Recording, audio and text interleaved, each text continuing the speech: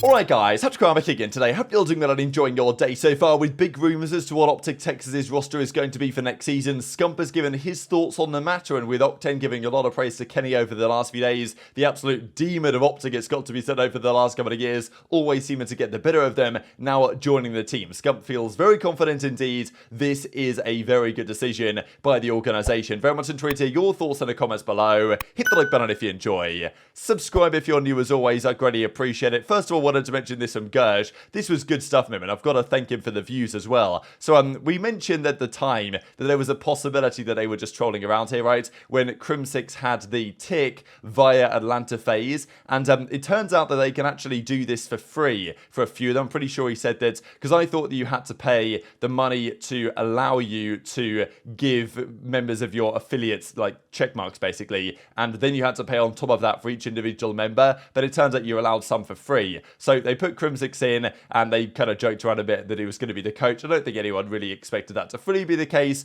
but still, I would very much enjoy Crim6's return to the Call of Duty League in some respect or another. But basically, Gur says it was just a big troll here, and it got a lot of traction on social media, and, you know, we got some views from it as well. So thanks, Gurge, you've done it again. Also, a bit of a drama, as expected, let's be honest, in the female league that is the aLLeY Cat's league, basically. So she set up this league, WxC Cat, or whatever it's called, and there's been plenty of drama on this over the last several weeks, and I think as soon as aLLeY Cat was playing in her own league, things were going to inevitably get a little bit problematic at some point or another. So aLLeY Cat started this league. It's a really cool initiative, and she's playing in the league. So it's like, if you're founding a league and you're also playing in it, there's always going to be problems at some point. There's going to be conflicts of interest. Things are going to go wrong. And that's what we saw yesterday. So this player, Belle, she tries to join a team, I believe, and replace a player, which should have been allowed in the rules. So there's a roster lock in play that doesn't really say anything about making a last-minute change. But then she was told that, no, you can't make this change. And I believe the team that she was intending to join would have been the one that was going to play aLLeY Cat's team in the next rounds.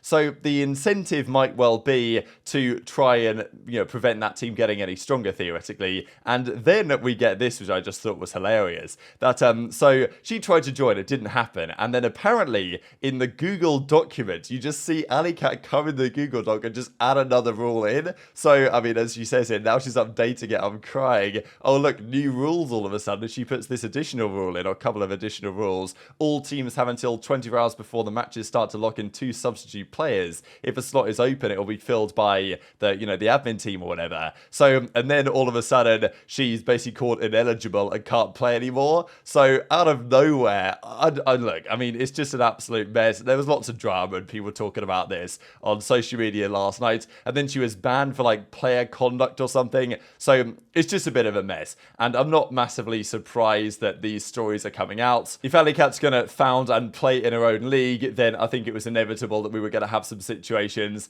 kind of like this occurring, and unfortunately it's affecting certain players and not really making a great look for the reputation of that league. But it is keeping it in the spotlight, it's got to be said. There's drama every few days around this league at this point, so we're going to keep talking about it if things keep being spicy here. Quick update for you guys as well on this. I don't know if you guys saw this last night, but there were some COD guys playing in this $25,000 Valorant tournament. Valorant recently added Team Deathmatch into the game, but because there's like power-ups and abilities, it plays not exactly like Slayer in Halo, but like you actually have to move. Whereas in COD, TDM is not viable because you just camp in spawn, really. But, you know, in this, you have to move around the map to collect stuff. So it actually kind of works on some competitive level. It's not ideal, obviously, but it's not bad. So Dashy was playing this actually with Zaptius, who I believe tried to go pro in Valorant. I don't think he ever quite made it, but he's still pretty good. Cruz, Clayster, and then Legion, right, who's not particularly good. So they were going to get cooked with Legion, but they did all right here, to be fair. And I will just share this from Sean Gares, legendary Counter-Strike player, moved into the Valorant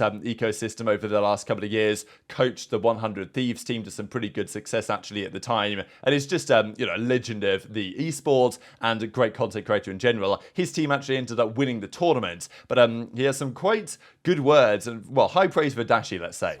Dude, these guys are the best guys we played. I don't give a fuck. Yeah, dude, this guy's nuts, dude. Bro, Dashpack might be the best player ever. Yeah, Dashy's like, he's like radiant. Like he actually plays. Like, he actually plays the game. Holy fuck, those guys fried me. Their pistols were unreal. Dashy. You guys are fucking insane. Dude, that was actually fucked, dog. No bullshit. Oh, What is this? I feel like I was playing COD, bro. What is this shit? bro, you guys Get out put of my me spot. down. That's actually fucked up. If you guys don't win the turn, you know I'm gonna be pissed. Oh, So maybe it shouldn't be surprising that Dashy's getting a lot of gas here. We know this guy is just ridiculously individually talented on every game he plays, and Valorant is certainly one of them. This is also pretty funny here with Mackenzie, Melt, and Vivid playing a Valorant match. They won this one 13-10. Mack drops 41 kills, Vivid 3 at 18. So, you know, this duo is looking pretty good. But could this actually be a duo, right? I mean, look, Mack and Vivid as an SMG duo, I'm not sure on paper in the Call of Duty League it's quite got the slaying power necessary, but I do wonder whether these guys or where they go next year. We saw earlier today Vivid was saying, oh, Seattle. Let me just find the tweet again real quick. It was this one. So we then look at this, and then you're looking back at this tweet, and you've got Mack, who's still on Seattle technically. Okay, they dropped him all, but they could bring him back potentially if they liked him. But I don't think we'll know the situation on the surge for some time to come. The OpTic situation, though, we believe we do know, and hopefully at the very least, they are preparing some sort of announcements to this end. The rotation, believe it's going to happen. We've got Bandana Ken here, right, back in business with the OpTic bandana on. And then CDL Scrum puts this out. Now, whether he believes that the contract is signed, I'm pretty sure that it's either getting close to being done or it's already done or pre-assigned for sure, and I think the Kenny thing is being locked in over the next couple of days. What that means for any sort of announcement is another question, and I really hope that OpTic are preparing something here, because there's, like, it just writes itself. The potential announcements here around Kenny, if they just tweet out a picture of Kenny in the OpTic jersey, I'm gonna be fuming, because they could do one of the coolest announcements ever here. We know their production team is very good, but often the announcements they haven't always, I think, done the greatest job on, to be honest, in their history. Kenny has this whole Kylo Ken thing, if you guys aren't aware. He's got the lightsaber gimmick, the red lightsaber. He actually has, like, not a real lightsaber, but, like, he has one at home that he's showed up. He walked out on stage with it, did he not? So, there's some cool stuff like that. And the idea of going from, like, a red lightsaber to a green lightsaber to, I don't know if he could be, like, you know, Ken Skywalker or something, but, you know, there's something that could be done about this. There was also this that I saw. Financial Nerd put on Reddit here, right? Like an edit of Kylo Ren with the green. So, you know, there's some... It almost feels like it writes itself in terms of the announcements that they could possibly do, and hopefully they do a good job on exactly that. But with Kenny, we believe it's going to be joining. Scump give his thoughts on the matter as well, because Octane's been very heavily gassing Kenny over the last couple of days, as you'd expect, but he knows how Kenny operates in and out of a team, and I don't think he would just be saying this for no good reason, because Octane has been quite quick to give his thoughts, good and bad, on various players over the last couple of weeks. But on the flank last night, we saw that there was definitely some, you know, a couple of days ago now, we talked about it last night, with some discussion and some controversy around whether he would actually be a good acquisition or not. Scump believes, though, from his perspective, very selfless player, and I think that might well be the key attribute here that Kenny has, because OpTic have needed a player like that for some time, I think. I mean, I like it as well. I think Kenny is a great fit. Obviously, if it happens, this is not intel, but I think Kenny's a great fit. He's a selfless player. And I think that's what the team needs. Similar to Daniel. I mean, Dan was also a very selfless, you know, player. He would do whatever it takes, and I think Ken's the same way. So, well, yeah, I think Kenny's a great fit. Honestly, I think Ken is, again, selfless.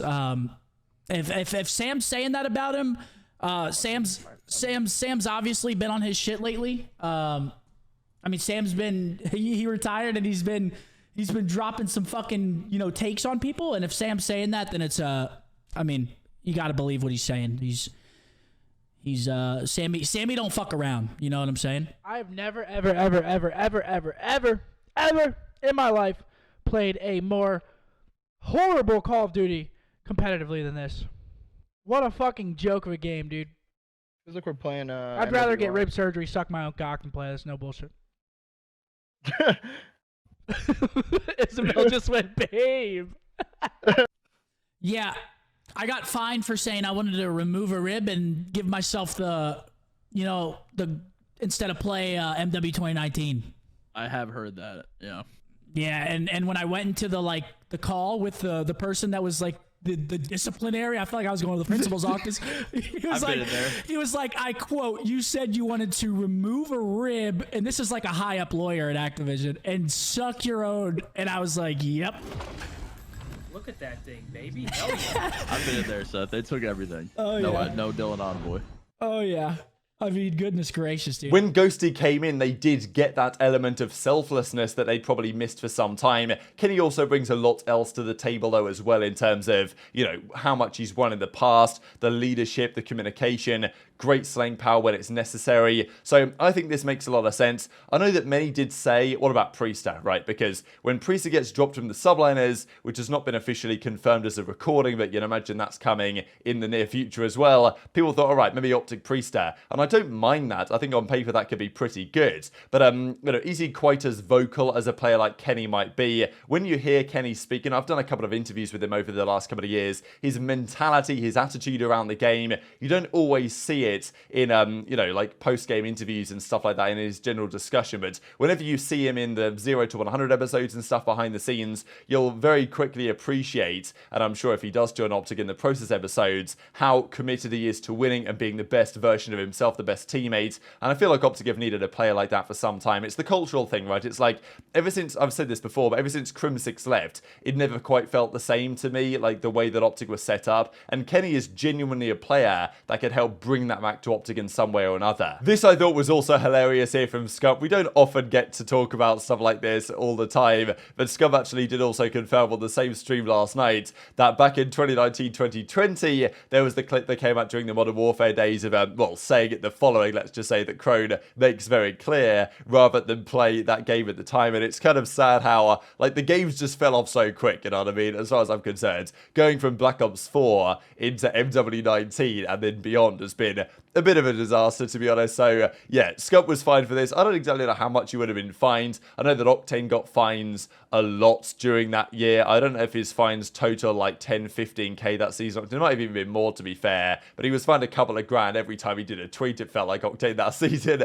And there's plenty of videos you can probably find on my channel from back in the day covering exactly that. But, yeah, Scump got done for this as well. He also got fined, you guys remember, for playing like Raid Shadow Legends in the off-season or something. I can't imagine he was happy with that one. And I'm sure there's part of Scump that feels very much relieved that he's retired and is out of there, no longer has to deal with any of these contracts. I don't know if the CDL care so much about this stuff nowadays as they used to, but like year one of the league, they were super all in on this, like, you know, just restrict everything that anybody ever says mentality to make sure the league looks as good as possible. I think over the last few years, it's calmed down a little bit, maybe not though. Did also want to quickly mention before we close out though, this from Octane and JP Kreyes. You guys might have seen a clip the other day from Octane saying that ban and protect, the Black Ops 3 system, needs to make a return. Now, I hated ban and protect to actually operate in, let's say you went into Arena, as it was called then, effectively the ranked play from Black Ops 3.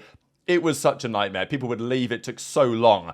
As a system, though, it's a good idea in theory, I think. It was just executed poorly. The idea that you could, like, every player got a different ban and it took forever to go through was a nightmare. My perception is, because effectively how it worked is each team got to choose different weapons they could ban, or they could ban, like, perks. I think there's some things that should be protected. The idea that you could ban like Afterburner or Dead Silent or perks. I think perks, to be honest, should be left alone and you can't ban them. But the idea that you could ban weapons, I really enjoyed. The fact that like the M8 would sometimes be banned and then the ARs had to use the XR2 or they had to use, you know, the Shiva. Meant that you generally got a feel of who was the best team in different circumstances, and underdog teams could try things out in ban and protect to try and take away comfort picks from the, you know, from the other favorited rosters. But my perception would be have like 2 bans per team. Each team gets to ban 2 things, get rid of the whole idea of protecting, and just run it like that. It'd be way quicker to execute, and you'd get, you know, they'd ban out certain ARs, certain SMGs, and I think it would make things really interesting. So I do agree that the idea in theory could be good, but I think there should be a better way to execute it as far as I'm concerned. So very much enjoyed to hear your thoughts in the comment section below. Hit the like button if you enjoyed, subscribe if you're new, take care, and I'll see you next time.